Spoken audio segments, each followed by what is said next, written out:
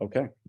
Welcome to the third installment of Hilchos Lashon Hara, right? Lashon Hara in the modern world. So we've really covered a number of topics, a number of ideas, hopefully making it relatively practical for a person's life and giving some level of sensitivity towards what we should be, what we shouldn't be saying, and the like. So now, all said and done, quite literally, all said and done. So a person says Lashon Hara, unfortunately, or they were the unfortunate recipients of to hear Lashon Hara. So now what, right? So is there a way to fix that?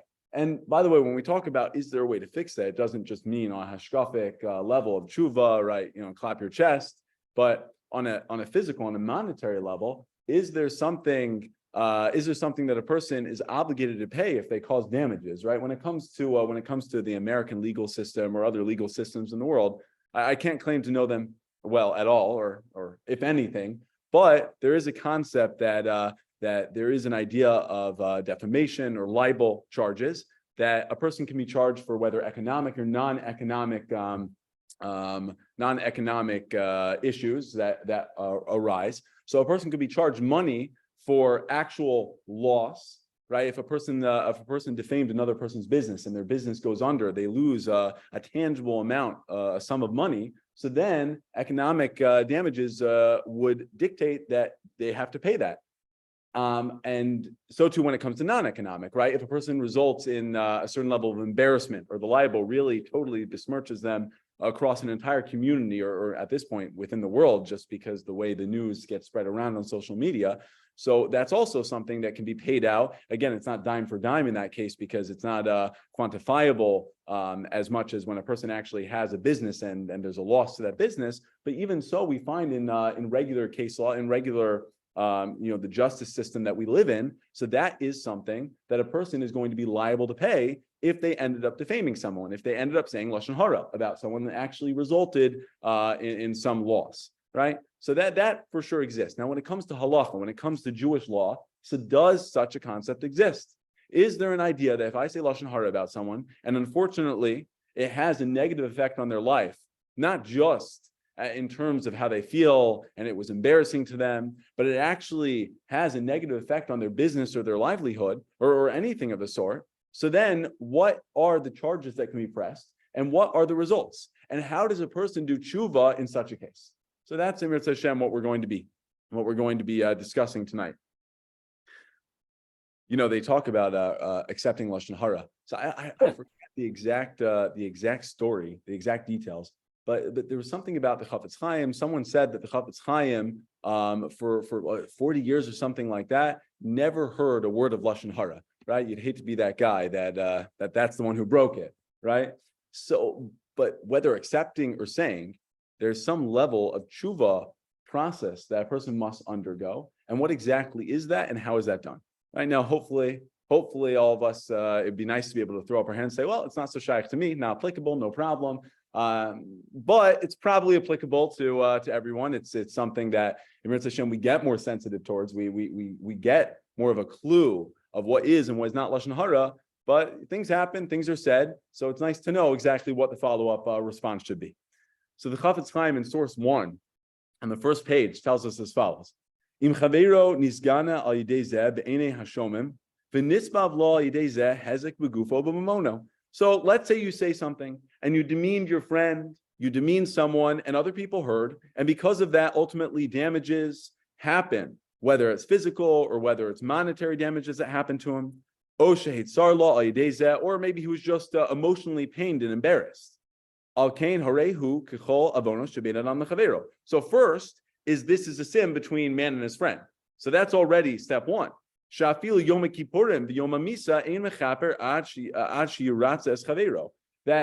nothing is going to help atone for that until you go to that person and try to gain atonement from that person, that they should forgive you.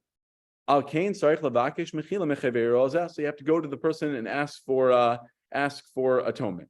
Ask for him to forgive you. And then when you do gain his forgiveness, you manage to appease him. Lo nishar Allah ki ima avon debein adam lamakom v'yasa kanal. And then you're left with just the sin between you and Hashem, because as we've talked about on so many occasions within the context of the series, it's not just the Lashon Hara that has a physical damaging effect on someone else, but the very fact that I would speak Lashon Hara, whether or not it had the damaging effect on the person, it's a character flaw. It's a personality issue. And that's something that certainly, when all is said and done, requires some level of kapara, some level of atonement between us and Hashem. So it becomes clear in the Chafetz Chaim that there are two issues here. There's Bein Adam L'Makom, Bein Adam L'Chaveiro, between us and Hashem and between us and our friend. And that we have to be able to address what tshuva process do I go through in order to be able to mitigate that, to be able to fix the circumstances. Yes. Person that can see and he accepts that he has to. That's interesting. So right. He accepted he didn't do the part, but he accepts. Right. So if someone accepts Lashon Hara, which is certainly an avera, certainly a sin, so did they then have to go to the person and say, I accepted Lashon Hara? I don't think so. Now, that being said, if they acted on it and they did something, and therefore there's been a monetary loss for the other person, so then that just falls into the category of you having hurt or damaged someone else. So you'd probably have to ask for atonement. But I could be wrong, but I don't think you have to go, right. The speaker, the one who's began to propagate it, so that's on him to gain mechila from the person he spoke about. Yeah, I think so.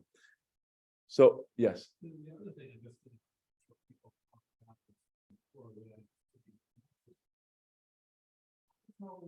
Lashon Hara about you, and you hear, from other people, it's all local on you. You know that it happened. You may know that it happened. Speak Lashon Hara about somebody in Israel or something who may not even know. Right. It's like, and it may affect them. They may not even have any idea it came from, somebody around the world and so on. This idea of going back against forgiveness itself is. Well, basically, the point you're raising is, so I said something and it affected someone around the world. You ever read The Little Bug Went Cuckoo?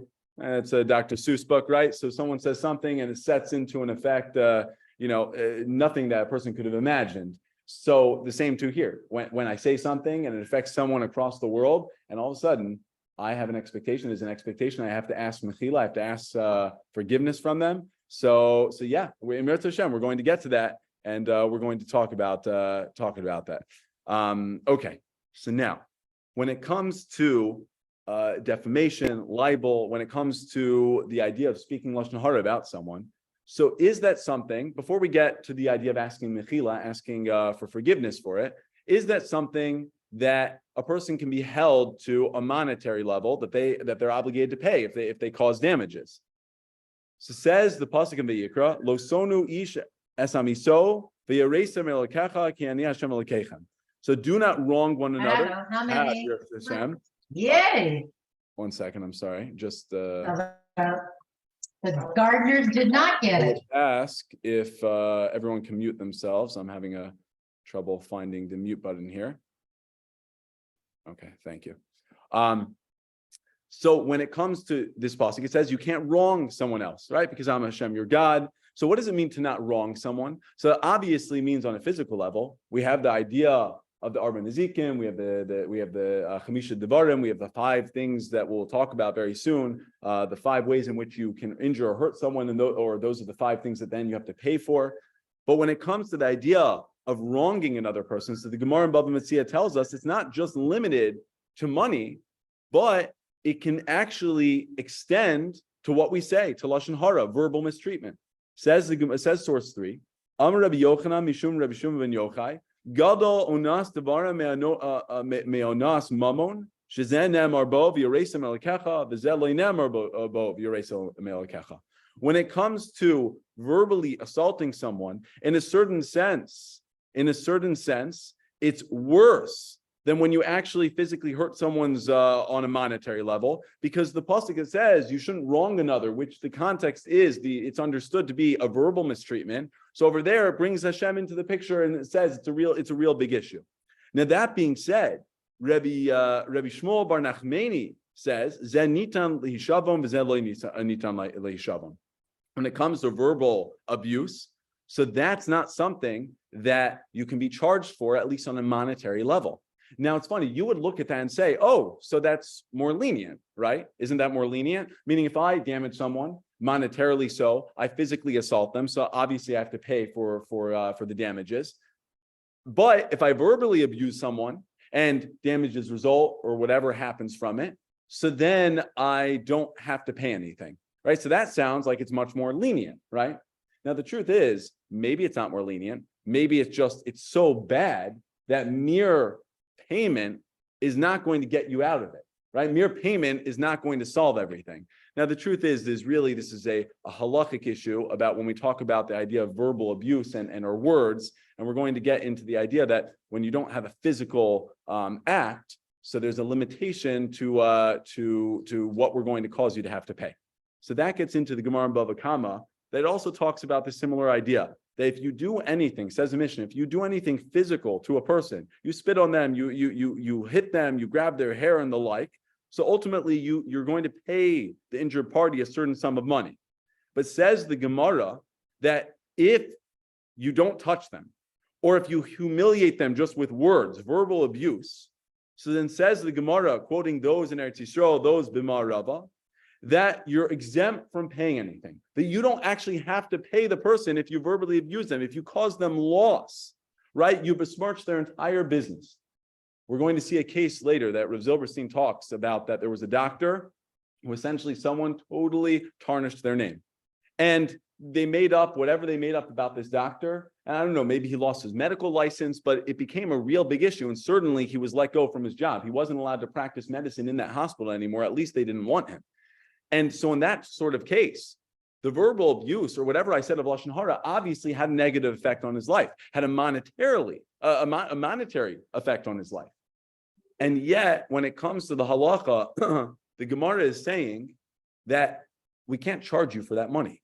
Perhaps we can't charge you for that money with just the words, based on just the words you said. Now, that doesn't mean that it's okay, and that doesn't mean that you're good. Because trust me, from a Midina Shemayim, from the heavenly perspective, it is much, much, much worse. It's a real problem. See, when you can pay someone, hopefully that helps the situation, right? Hopefully that appeases them. It also, you did what you're obligated to take care of. But in the case that I'm not going to be paying anything, so there's something really weighing on my shoulders here. There's a real issue in the background. So the Rosh on this Gemara in source 5, he explains, V'nira li taima mishum dechsiv v'echzika bimvushav. That the case over there in the pasuk is talking about that two men are fighting, and the wife of one of the men, wanting to save her husband, goes and grabs the other man in an inappropriate fashion, injuring, embarrassing him. And in that case, mashma delei chayve Torah ella aboshes gufo. So when we talk about when I'm obligated to pay someone for embarrassment, I might have caused them. So you would have thought, if I embarrass someone, so then that's one of the 5 things I have to pay you for embarrassment. One of the 5 things. So I would have said, anytime I verbally abuse someone, or I say Lashon Hara about them, so I would say, so boshes, it's embarrassment. Of course I have to pay. Says the Rosh, the context of embarrassment is where it was accompanied by a physical act.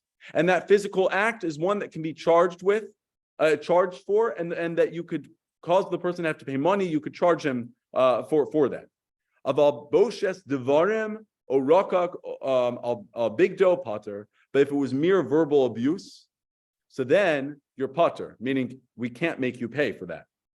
Rav Shri Razal, Kasa de Aval Boshes Devarim Midadinoso, Ashia Faisenu, Karaui Lefi Kvodo. But says Rav Shri Ragon that the truth is, you might think you get off, but it's not true, because you know what Beis Din has the right to do? The courts have a right in all these situations to both excommunicate him, to put fines on him, to force him to be able to actually do something about it to appease the person who he's wronged, right? So from an actual Gemara standpoint, from a halachic standpoint, the idea of embarrassment, when we talk about boshes, paying for someone for that embarrassment, so that's when it came along with a physical assault, a physical attack. But the embarrassment of words themselves, and there was no physical, no physical, no attack, nothing involved. So in that case, there's no obligation that the court can say, okay, the Torah says you're obligated to pay X amount of money for the damages. That being said, you don't get off scot-free. Says the Rambam also, that in every generation, in every basin, in every court, in every situation, they should establish rules, they should establish fines, they should establish things in order to make sure that someone is held accountable for verbal abuse, for someone is held accountable for motzi shemra, for slander and libel that ultimately affect another person. When it comes to damages, so the Rush and the Teshuva outlines the 5 things that normally you are obligated to pay when I damage someone, when I hurt someone. So in source 6, he explains that the 5 things are nezek, the actual damages, sar, the pain they go through, ripui, the doctor bills, sheves, time off from work, that the sick leave, and boshas, for the embarrassment. And all of those, though, are when it's an attack on the body or there's actually been something physically done.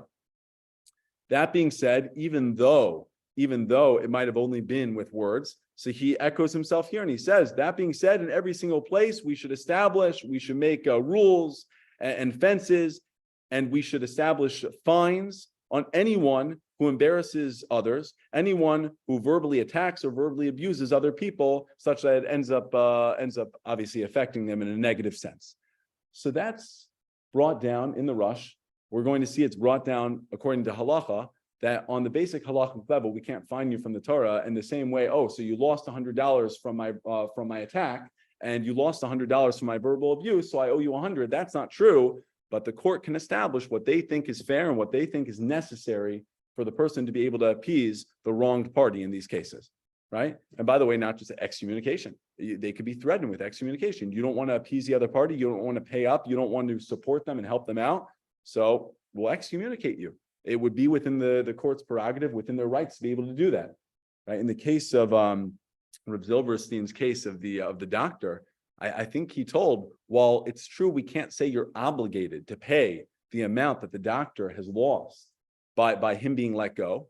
That being said, that is what you need to do. That's what you need to do in order to appease him properly, in order to be able to clear yourself from any connection, in order to totally appease him and clear yourself from any chiyuv, from any obligation, bidei shamayim, from heaven, right? So he comes out very strong that even if we can't obligate you, this is what needs to be done. This is what you need to take care of in order to fix the situation, right? So that's when it comes to the monetary level of the obligation, what you actually might have to pay someone for the verbal abuse that affects their life, affects their business, and such. Yes. You're responsible for your actions and their impact, but one example you gave of that using is on nothing. You have to have responsibility to do the due diligence to determine whether that impact is the appropriate step. So Right. If the due diligence discovered that was the appropriate step, then it's no longer it's just one person's slander. It's something else that happened. So in his particular case, it ended up being that it was full slander. None of it was true. None of it was true.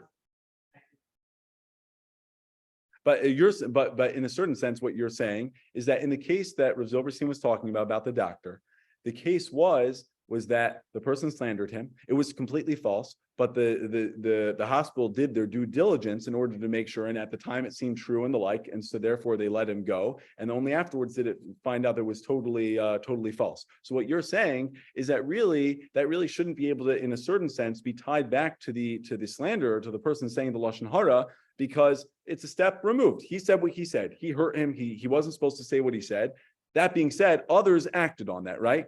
Now, what you're saying is totally, it's a very good point. The Trumas Hadeshin, Rav Isserlin, in source 8, brings this in order to distinguish between cases like this versus a case where, for example, and I'll take a question from Zoom in a second, a case where I turn to someone and I make a business deal and I say, listen, if you come work for me tomorrow, I'll pay you X amount of dollars. And what ends up happening, the workers come the next day to paint my house. Let's say I say, listen, I'll pay you I don't know what painting houses the rates go. So whatever the rate is per hour, I'll pay you per hour. You're going to come tomorrow, and good. And they come and they show up the next morning at my house ready to paint. And I say, nah, never mind. Nah, I decide I don't want to paint, or I decided I could find cheaper work and the like. So in that case, if they, because of me doing that, now can't find work, and they could have found other work Had I notified them earlier, or had I not hired them, they would have found someone else. So says the Gemara that I have to pay them. I have to pay them, maybe not the full amount, whatever, sfar bato, okay, leaving however much aside, I have to pay them. So what's the difference between that case versus over here where I slander someone and I cause them to lose their job, right? In both cases, I didn't physically do something. In both cases, it was a verbal, one case was a verbal commitment, the other one was a verbal abuse or slander.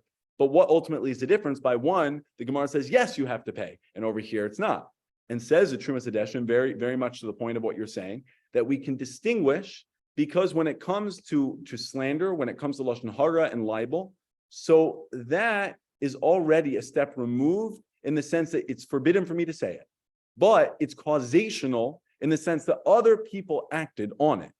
And it might not have happened immediately. So it's not like I said something and something immediately happened. And what's more is other people are there are other pieces at play. And because of that, that's why he says, so that's why the Gemara is not coming out and saying, yes, for libel and slander, you have to pay X amount of money for the losses. Instead, the result is that it's up to the courts to decide the fines and the like that we want to establish. But exactly to your point, yes. I see there's a question on Zoom, so feel free to unmute yourself. Okay, good. So Emir Hashem, if you solve the question later, we can bring it up. Okay. So now, yes. How about the Gemara, where there are lots of examples of people behaving very badly and they're named? So that's already a different question, which we've talked about previously, about when might it be appropriate to actually bring something to light on social media? When is it appropriate to believe something? That's not exactly now as far as the repercussions of a person who might have done that. So in Hashem, we can talk about that later if you want. Okay, so halach lamaisa. By the way, Max, thanks for bringing up that point, because the Trumas Hadeshim is quite lengthy. So I wasn't sure if we read it inside, but now we don't have to read it inside. So very to the point. His actual case was not the exact where I think he lost the job. Let's see, Hotzi Aruv Mahakol. Yeah, there was a shliach tzibor, someone who davened for the shul, and someone said something very negative about him, something about adultery and the like. And because of that, they removed him from the post of the shliach tzibor of whatever he was davening, maybe Yom Noraim or the like. They removed him from the post and they hired someone else. And then it all turned out to be totally false and untrue. And came along the original shliach tzibor and said, "You lost me my job, so you owe me for that." Right? And the shul wasn't taking him back not because they believed it was false at this point, but they already hired someone. They couldn't foot the bill for two shliach tzibors. So ultimately, that was the question about whether or not the slanderer is obligated to pay for his job now, the loss of job. And the Trumas Hadeshim ends up saying, very similar to what we've been saying until now, that no, he can't obligate him in all that money. That being said, it's up to the courts to be able to enforce it and say, yeah, you have to pay a certain amount in order to appease him. Because if he's not appeased, so you haven't done your job in the full Teshuva process, right? That also comes out in practical halacha in source 9. The Shulchan Aruch says, again, if it's not accompanied by a physical act, much more to the point of injuring someone or their money, so then they're not actually obligated to pay money. That being said, you can excommunicate him or fine him to the point that the person who the party who's been injured and slandered, to the point that they're appeased, right? So that's when it comes to halacha. Yes. We're discussing the ramifications of saying Lashon Hara is effective on the person and possible damages. But in the situation we discussed in the order Lashon Hara with Shomrai, in which they say something negative, how about if one says something which is true about another person, and there is Right. That's a very good question. Meaning, until now, we're talking motzi shemra, slander. It's not true. Versus Lashon Hara, which might be true. I guess what it comes down to is, did you have a right to say the Lashon Hara? And if you didn't have a right to say the Lashon Hara, so then it remains Lashon Hara, and the same rules would be true, right? Because ultimately your words had a negative effect. You had no right to be saying what you were saying. Imagine, for example, let's say someone has a disability. They have a disability that's unknown. Maybe let's say a mental disability, right? And it doesn't really affect their job. Okay. And imagine, and imagine someone just on the simple level, dyslexia, and it does not affect their job by any means. They're an they're an editor, right? They're going for an editor's job, and they have dyslexia. And comes along someone says, "Oh, by the way, that guy, he has dyslexia," and because of that, they don't hire him, right? Now, it's very true, abundantly true in his case, that it would not have affected his job. And it was totally okay. And he's learned to be able to read, no problem. It's totally fine. And yet someone coming along saying something true, so it's not slander of Motzi Shomrai, but it's 100% true. And yet he had no right to be saying that. So it would probably fall under very, very similar circumstances. But fantastic question. Fantastic question. Yeah, it's a good point, right? Because not every case of Motzi Shomrai and Lashon Hara are always going to be the same. Yeah. Okay. So now Rav Zilberstein has a very similar question to the one that we brought down before about the doctor. But in source 10, he talks about a sofer, that there was someone who wrote Sifrei Torah, tefillin, mezuzahs, and the like, and someone slandered him. Someone said something very poor about his character, and he ended up losing his job. No one would come to him. And the question was, what to do now, right? He had no parnasa. He had no way to make a living. So said Rav Zilberstein, first of all, you should realize that this is extremely severe, extremely severe. This is not a simple thing that you just pay someone and it's solved, no problem. The severity of Lashon Hara, to the point, in this case especially, is extreme. And he says that ultimately, hapisron hayachid, the only solution that you can do, because this person was asking, what should I do? What should I do to gain atonement? What should I do to fix this? She'efshar lachshov alav hu ima Yehudi shehotzi Shomrai yikabel alav lefarnes me'ata as a sofer mishpachto. You know what? You have to support him and his family right now. V'yishalim lo midei chodesh b'chodsho esikum hakesef shehai marviach mimiksoa safras. You have to pay for whatever his job was giving him, whatever money, whatever he was bringing in to support his family. He's getting nothing now. So whatever he was bringing in before, you have to support him month by month now. And he said, I'm not sure if there's a fix to what you've done. We see the severity of this. So can we say that this is the obligation the Torah says that, okay, so you damaged him $100, so now you pay $100? No. But the severity calls for a solution that in a certain sense, meaning it's up to each and every single case, but is extremely severe. Realize that you've affected him in such a way that you need to now take care of that. And that's the only way to appease him. That was Rav Zilberstein's suggestion in this case. Let's say somebody starts a scandal about a celebrity. This celebrity, because of his good name, sports star, whatever it is, he's making $10 million a year. And now you slandered him and somehow it got so widespread, this, that. And now the guy, all right, he's not able to get anything, but he's not able to make anything near what he did before. He could be costing him millions of dollars a year. And, you're an ordinary person. You can't come close to. Right. So meaning the problem is what if you've got a normal, ordinary guy and he basically slanders this rich billionaire and now the billionaire lost, $1 million. And, this Joe Schmo he has tuition. He can't afford that. Or what's he supposed to do? So again, this is up to, yeah, though that's the answer. Think twice before slandering. Yes, that is the answer. But sof kol sof, right? In the end, what's he supposed to do? So that's what it comes down to each and every single basin, each and every single court, and their obligation to be able to figure out what is appropriate in this situation, right? And I don't think that's why I don't think that there's a one size fits all. Right? It probably depends on the situation. So in that case, would a basin say, well, the truth is, yes, you caused him economic damages. We're not talking non-economic here, economic damages. So would they say you have to pay him $1 million? I'm not sure. I'm not sure the exact case. But certainly the point is very true that each basin, each court is it's going to be up to them to decide what is necessary in order to gain the proper appeasement of the assaulted party. Right? Okay. Yes.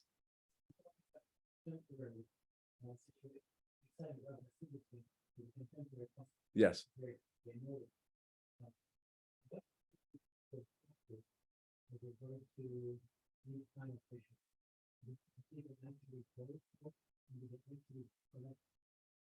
The truth is, I'm neither on Beis Din nor do I have intimate knowledge of what comes before Beis Din. So I'm not sure the answer to your question. If people practically come nowadays with cases of slander or libel or defamation, I'm not sure, but I wouldn't be surprised if they do. But it's a great question for Rabbi Rosenbaum or Rabbi Grossman, both of whom sit on Batei Dinim.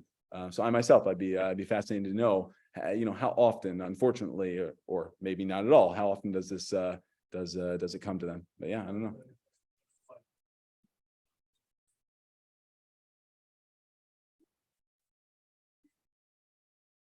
Yes, right.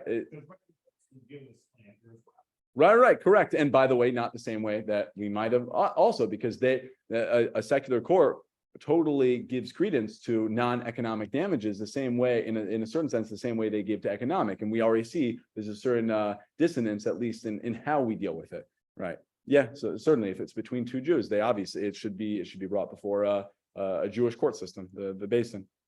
Okay, just to end off this first part, as far as what a person has to do on a monetary level and the like. So the Yam Shel Shlomo, Rav Luria brings down in source 11. So he actually suggests that if you embarrass someone, if you said something bad about someone, so then Al Kain, you know what you need to do? You need to appease him, and you should go to the shul. You should go out in public when the Aron Kodesh is open, when right before they read the Torah, meaning at a time that everyone's gathered in the shul, and you should say, Shimu Rabosai, everyone listen.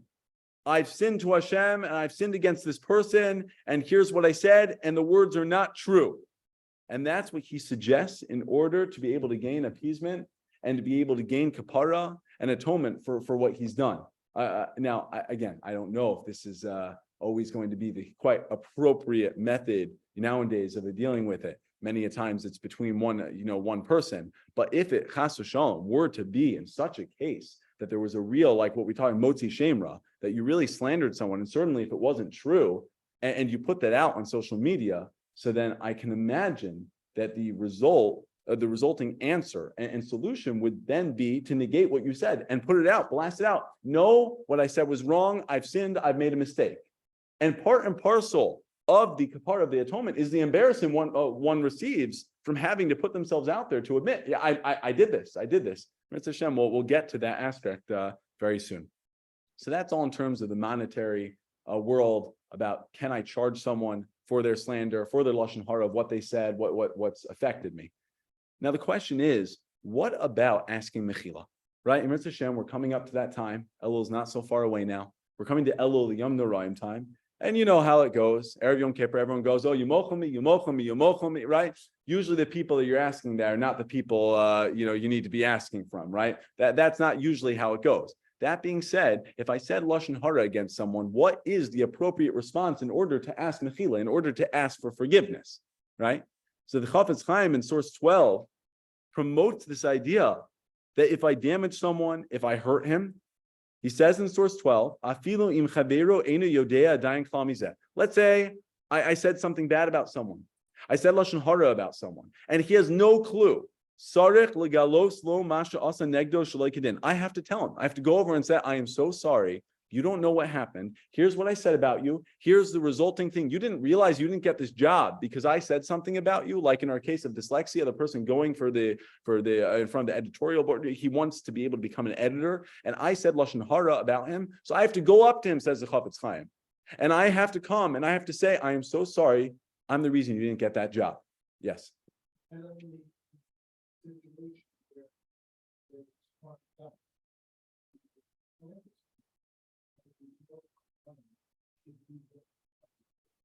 So, well, right. Oh, so that's a good question. Right.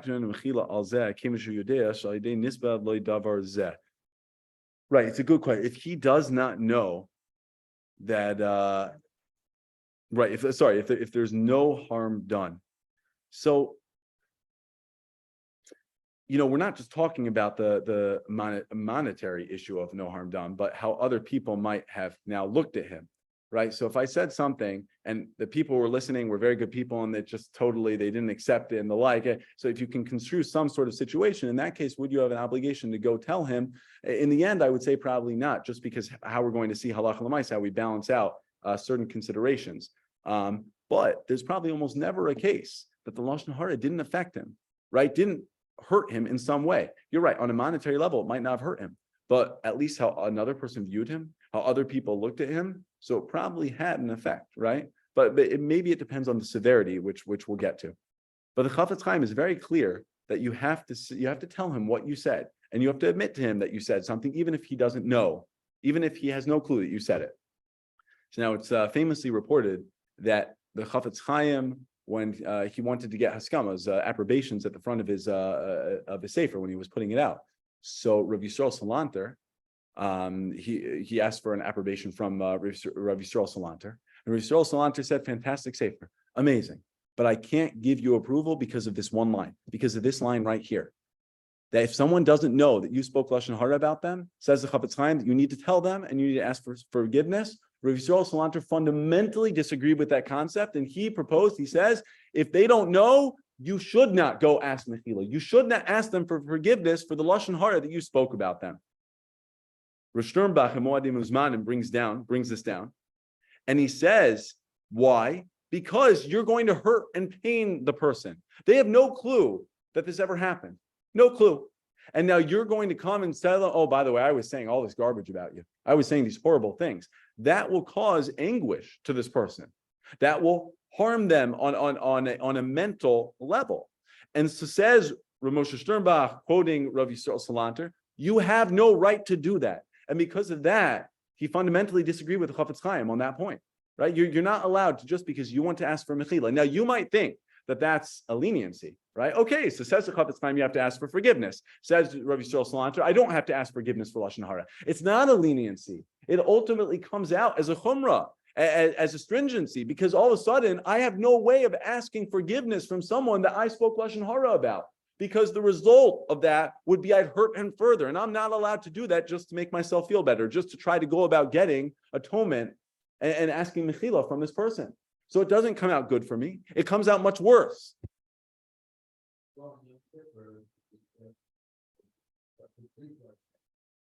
Right.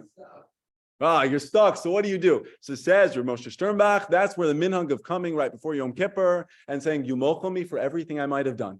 And you throw it in, it's a package deal, and you hope the person understands that anything you might have done includes many other things that they don't know about. Yes, right. So now in a certain sense, you're stuck. So then what are you supposed to do? Right. And did the Chafetz Chaim really think that you should go to the person and say, oh, by the way, you should know this juicy piece of Lashon Hara about you? It was going all around. I was selling everyone at my Shabbos table, right? The Chafetz Chaim really thinks that? Does that fit with his general perspective? Especially because if you look at the Mishnah Berurah, but when it comes to Hilchos Yom Kippurim, when it comes to the Anhagos, the Minhagim that we have on Erev Yom Kippur, so one of the things is you should go and ask for Mechila. How many times? Up to 3 times. You should go to the person, ask for forgiveness. Says the Mishnah Berurah, who was authored by Rabbi Shomrai Kagan, the same author as the Chafetz Chaim. So he says in source 14, V'faisenu b'chol pam b'min ritzui acher. And each time you should try to appease him in a different way. Ubashas bakashas mechila. When you're trying to ask for forgiveness, sarech lefaret ma shechata lechavero. You have to specify what you sinned against him. Imlo kishiyodea shechaveru yisbayish mizeh kishiyiparet achet azai lo yifaret osa. But if you know he'll be embarrassed by you telling him what you did to him, so then you shouldn't specify it and you should just ask mechila. Rav Yisrael Salanter was saying, so the Chafetz Chaim seemingly is contradicting himself in the Chafetz Chaim versus the Mishnah Berurah. So what do you do with that, right? The result of that would mean that I shouldn't be telling a person when I spoke Lashon Hara about them. So there are different ways to go about putting the two together to be able to explain. I saw a few brought down in Rabbi Feldman. Rabbi Daniel Feldman has a fantastic sefer on Lashon Hara, False Facts and True Rumors, I think it's called. Fantastic. I highly suggest it. And he brings down a few suggestions based on the poskim. One could be that there's pain versus embarrassment. That if it's going to cause actual pain, if it's going to cause something more severe, so that's when you shouldn't be telling it over to the person. If it's just embarrassment, the person, okay, uncomfortable. So then maybe you should be specifying it, right? And it depends on the exact, it depends on each and every single case. The truth is, the Mishnah Berurah says, Yisbayish mizeh, he'll be embarrassed by it. So it already sounds like a lower level. Even then, you shouldn't. Trying to apologize and get forgiveness might not know. But let's say he was the guy that get the editor job from the dyslexia or the legislature. Right. So it could be that this guy has no idea why he didn't get the job, and he's like, is it been eating him up because he's thinking, how could I have this do better? Maybe I could have given better references. And now he might get relief by knowing, somebody said something. Right. So in certain cases, essentially, the person might be a cathartic experience. I mean, cathartic is to quiet out, but meaning he'll be happy to realize and finally put the pieces together. Right. One of the other distinctions you could make to say why in one case he's saying it's okay in the other case, maybe in the case that the person doesn't know. In the Chafetz Chaim, he was saying he won't be so pained, or I mean, obviously he'll be upset by it anytime someone tries to hurt me or does something against me. It doesn't feel great, but it's not going to cause me undue pain and suffering and embarrassment. But certainly, if it would cause me undue pain and suffering and embarrassment, then even there, the Chafetz Chaim would agree you shouldn't be doing it. Right? He wasn't saying, and no matter what, you should go along and tell him. Right? Each of the cases is very circumstantial, and you have to know what would be appropriate in that case. If you think you're going to cause him undue pain and more harm by telling him, so then just the general, please be mochel me, and there you go. But if you think that there's a chance that the person won't suffer more by you telling him, and in fact it might help him, but it certainly won't be worse. So then it would be appropriate and okay to explicitly say, I spoke Lashon Hara about you.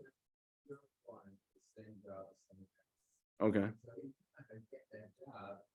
So you speak Lashon Hara about him so that you get the job. You know what I mean? And if you want to you would be out on the street. Right. So it's a very painful reality of such a situation that two people are going for the job. And during my interview, I say, oh, by the way, the guy waiting outside, no. Here's something you got to know about him, right? Because of that, I get the job. Right. That's quite egregious. Ramosha has an interesting, he has a Teshuva about if a person cheated, I think the context cheated in college or something like that. So that to some degree, again, don't take this halach l'mais here, just out of my memory here, that then all that he makes from the job that he got afterwards because of this, so to some degree there's a theft involved, right? So I think the application here is very similar in a certain sense of the realization that you built what you're doing based on an aveira, right? Now I don't think the answer I don't think the answer is, and now you have to step down from your job, give it to that, right? Again, this goes into the world of the monetary damages of how far and what is the court going to actually establish that you should be paying in order to appease the person. I mean, it definitely sounds like something you have to ask Mechila for, but something tells me asking Mechila in a very explicit way is going to really fit very much in that world of what Rav Salanter was saying of causing anguish and pain and suffering to this person. So the question is, though, so does that mean that I can never, if that's the true, so I can never get mechila, right? I can never get atonement in that case. So one, again, the general mechila, right? That's one. Two, another suggestion said was maybe that it is a leniency, what Rav Salanter is saying, in the case that you would like to ask mechila, but for some reason, because of onus, because unforeseen circumstances outside your control, you can't actually ask mechila. So maybe in that case, it actually means you're clear, you're okay. But I think what this goes to show, it really highlights how severe it is and how dangerous it is, and how much we have to have in mind the power of what we're saying, right? Obviously, the famous mashal where a person lets the feathers out of the bag and it goes everywhere, and you can never get it all back. So of course, to some degree, we can hopefully none of us hurt people in such a fashion to the extreme cases we're talking about here. But whatever it is, whether it's the monetary fines to be able to appease someone, or whether it's just going over to a person, and at least to whatever degree you can to be able to gain mechila for bad words said, whether as a general mechila or specifically in certain cases where circumstantially it would make sense to. So there's obviously a very large need to and very necessary.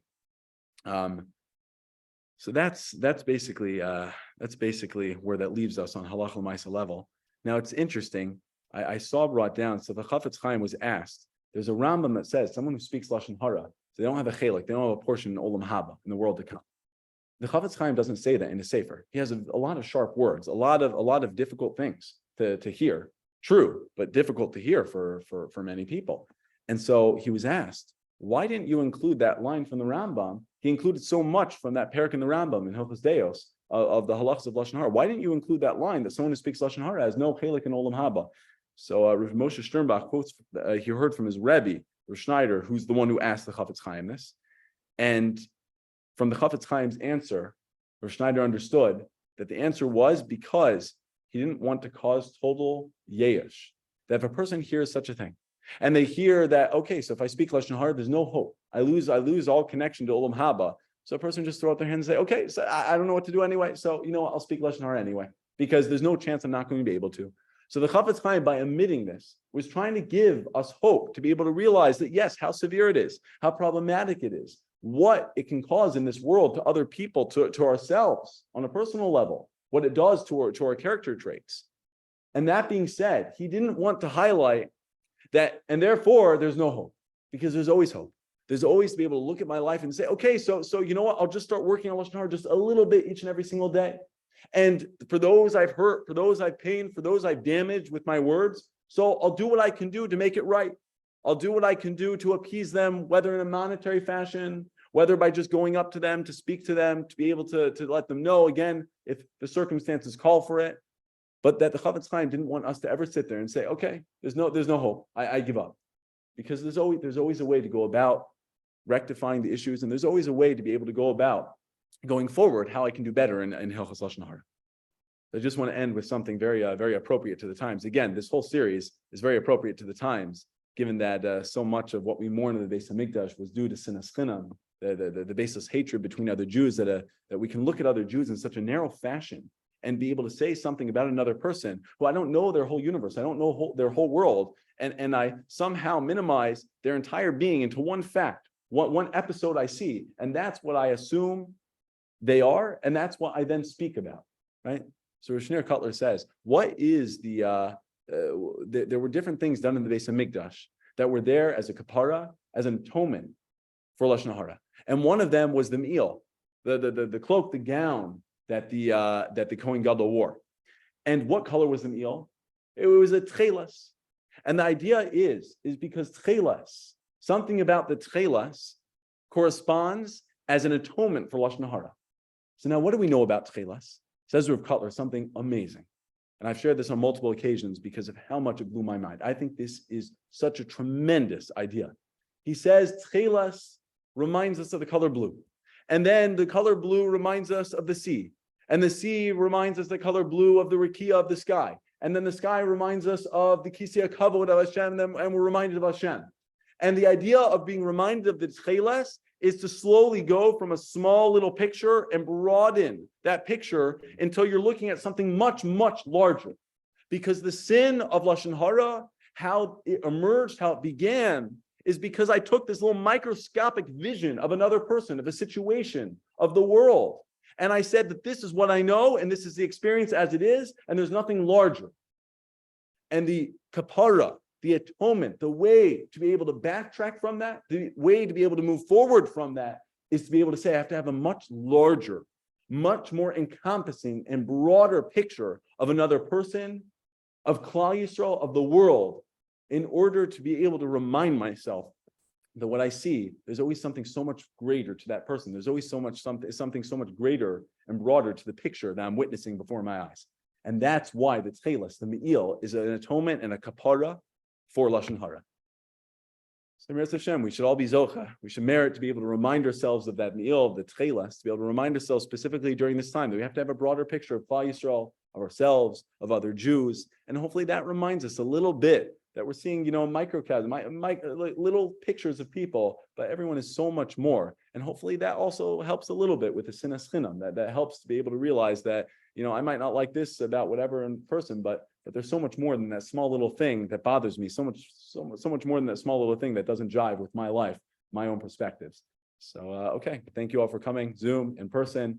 Emir Hashem, next week is the last installment of the series, and Rabbi Rosenbaum will be talking about shidduchim and other types of job interviews. I imagine it will be very practical and halacha l'maisa. So thank you all. Thank you, Rabbi. Thank you. Have a good night. You too.